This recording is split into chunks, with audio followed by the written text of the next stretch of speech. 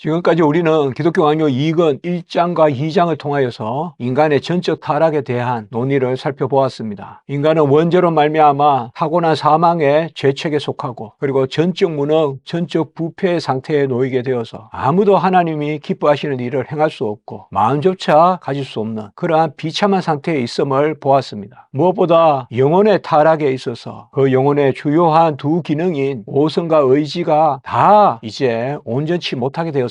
그래서 오성, 하나님 앞에서 온전한 분별력을 가지고 선과 악과 정과 사와 시와 비를 가리는 그러한 판단력이 이제 없게 되었고, 또한 나아가서 의지, 하나님 앞에서 올바른 지식에 기초한 뜻을 세워서 그 뜻대로 행할 수 있는 그러한 능력이 우리에게 더 이상 없다는 것을 칼빈은 말하고 있습니다. 그래서 2장의 마지막 두 절을 할애해서 자유의지가 상실되었음을 칼빈은 정확하게 선포하고 있고, 이제 이곳 3장, 4장, 5장까지 칼빈은 자유의지의 상실에 대해서 구체적인 논의를 하고 있습니다. 먼저 3장 앞부분에서는 자유의지의 상실을 전반적인 인간의 타락상에서 찾아보고 있습니다. 성경은 육으로 난 것은 육이요라고 요한복음 3장 6절에서 그렇게 주님의 말씀을 전하고 있습니다. 육으로 났다는 것이 뭘까요? 단순히 육체로 났다는 것이 아니라 거듭나지 않은 것, 사람 안에 주어진 타락한 이후의 그 자연 상태, 그것은 다 육적인 것이다 라고 이렇게 부르는 것입니다. 그래서 본성상 지니고 있는 것은 무엇이든지 타락한 부패, 무능, 그것을 다 드러내고 있기 때문에 이제 심령이 새롭게 되어서 유혹의 욕심에 썩어져가는 옛사람을 버리고 새 사람이 되어야 의지조차 새롭게 된다는 것입니다. 모든 이방인이 허망한 것에 행하고 마음이 하나님께 향하여 있지 않고 총명이 어두워지고 무지해지고 또 마음이 완악하고 완고해져서 생명에서 떠나 있다. 에베소 4장 17절 18절에서는 그렇게 말하고 있습니다. 그리하여 지혜의 올바름과 의의 올바름을 다 상실해 버렸습니다. 이러한 성경 말씀은 우리 영혼의 두 주요한 기능, 오성과 의지가 다 타락했음을 보여주고, 특별히 자유의지가 상실되었음을 우리에게 알려준다는 것입니다. 그리스도의 은혜가 없다면 우리의 이 눈먼과 이 맹목성과 이 눈먼 맹목성으로부터 초래되는 그러한 거짓에 기초한 거짓 욕구, 곧 거짓된 의지, 이러한 것이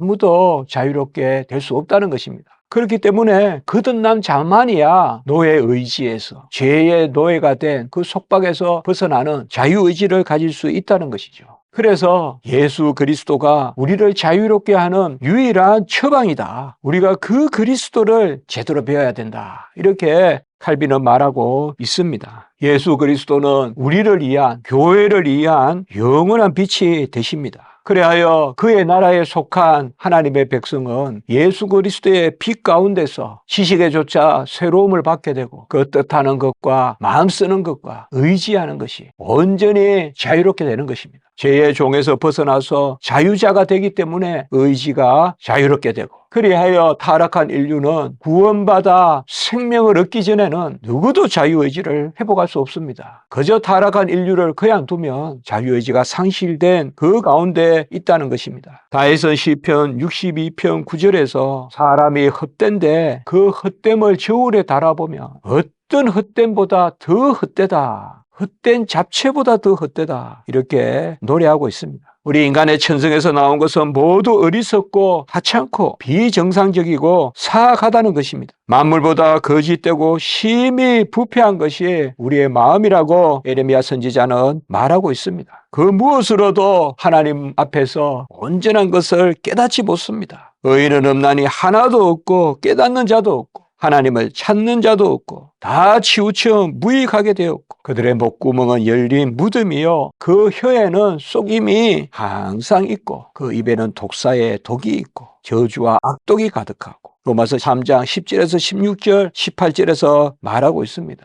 피 흘리는 데는 빠른지라, 이 말은 모든 뜻하고 행하는 것이 죄 가운데 있다는 것입니다. 피 흘리는 데 빠른다는 것은 바로 남을 죽이는 것인데, 성경에서 가장 금하고 있는 것이 하나님의 형상을 한 생명을 해야 하는 거 아닙니까? 그런데 우리의 마음은 끝없이 남을 죽이고 남을 끌어내리고 남을 비난하는데 발이 빠르다. 무엇보다 그들의 눈앞에 하나님을 두려워함이 없다라고 그렇게 사도는 전하는 것입니다. 칼빈은 이것을 천둥 같은 말씀이라고 했는데 이 말씀이 어떤 악한 몇몇에게만 해당하는 것이 아니라 우리 모든 인류에게 다 해당한다. 타락한 인류의 모습이다. 인류의 타락상이다 라고 이렇게 보는 것입니다. 인간 본성의 영구적인 오염이 우리 가운데 있어서 무엇 하나 깨끗한 것이 없습니다. 주님의 구원의 자비가 베풀어져야 생명을 얻고 또 거룩한 삶으로 나아가는 의지를 얻게 되는 거죠. 그것이 진정한 자유자의 의지, 바로 의의 종, 로마서 6장으로 말하면. 그러나 거듭나지 못한 자들은 다 죄의 종이라는 것이죠. 그 죄의 속박 가운데 있는 노의 의지는 남아있지만 하나님이 기뻐하시는 일을 하는 자유자의 의지, 곧 자유의지는 은혜를 받기 전에는 다 상실되어 있다는 것입니다. 우리에게는 어떤 의도, 순전함도, 순수함도 없습니다. 어떤 지성도 온전하지 않습니다. 거듭나지 않은 자는 올바른 지식을 가질 수가 없습니다. 지식은 있는데 하나님을 찾지 않는 것이 아니라 지식이 없습니다. 한번 삐뚤어지고 썩어버려서 선한 것을 하나도 찾을 수가 없습니다. 모든 것은 방탕에 나아가고 아까 보았지만 남을 높이고 남을 섬기고 남을 사랑하는 것이 아니라 남을 죽이는데 피를 흘리는데 발이 빠릅니다. 무엇보다 하나님에 대한 두려움이 없습니다. 그래서 자기를 앞세우고 자기를 중심에 두고 하나님을 알만한 것이 모든 사람에게 주어져 있음에도 그것을 적극적으로 부인하고 배은망덕하고 반역하고 하나님을 거역하고 우상을 세우는 그런 모습을 볼 수가 있습니다.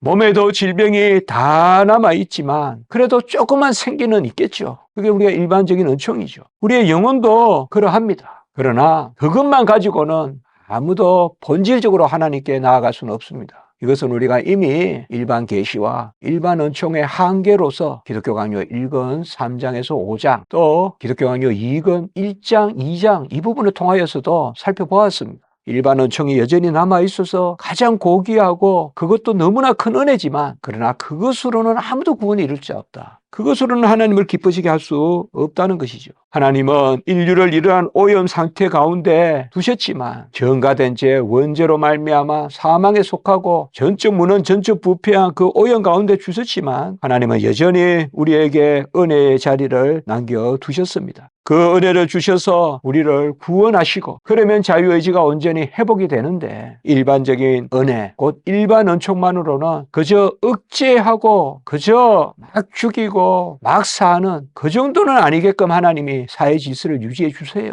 그러나 그것으로 구원에 이를 자는 없어요. 그래서 우리가 일반 은총은 억제적 은총이다라고 이렇게 말하는 것이거든요.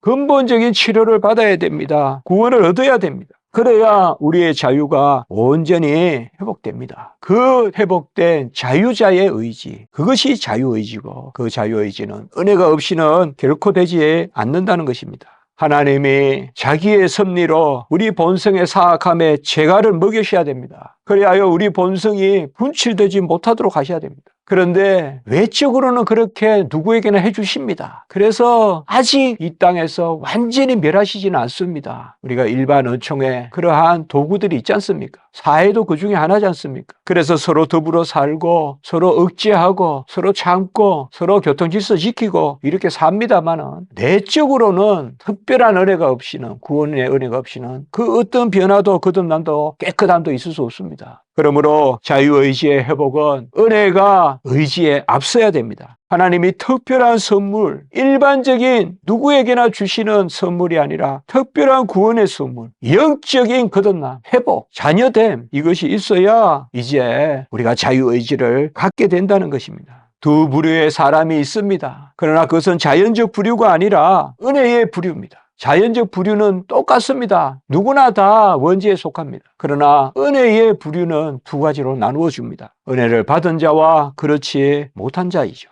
타락으로 말미암아 모든 사람은 자연적 비참한 가운데 자유의지를 상실했지만 이제 은혜를 받은 자는 여호와를 경외하는 영이 그리스도 위에 강림하시듯이 그 그리스도를 믿는 자는 이제 그리스도의 영이 임하여서 지혜와 지식의 근본이신 여호와를 알게 되고 또 경외하게 되고 여호와가 기뻐하시는 일을 행하게 되고 그리하여 하나님의 심판의 자리에서 받으실 만한 것을 행할 수 있는 그 자리로 우리가 나아가게 된다는 것입니다. 그러므로 우리에게는 어떤 의의 공로도 없습니다. 죄의 노예 상태로 예속되어 있는 우리가 무조건적 은혜, 특별한 은혜, 전적인 은혜로 구원을 받았으므로 자유의지의 회복도 전적인 은혜의 영역입니다. 은혜를 받고 칭의를 의롭다 여김을 받고 나를 이끌어 돌이키소서 그리하면 내가 돌아오겠나이다. 예레미야 31장 18절. 하나님이 우리를 이끌어 돌이키셔야 우리가 돌아옵니다. 우리로부터 시작되는 것이 아니라는 것입니다. 강한 손으로 우리를 이끄셔야 우리가 회복되는 것입니다. 베르나르두스는 다음과 같이 이야기했습니다. 단순히 원하는 것은 사람들에게 속한 것이고 악을 행하는 것은 부패한 본성에 속한 것이고 선을 행하고자 하는 것은 은혜에 속한 것이다. 단순히 행하고자 하는 것은 선을 행할 수도 있고 악을 행할 수도 있는 아직 중간 상태에 놓여 있는 것은 타락 전 아담의 모습이고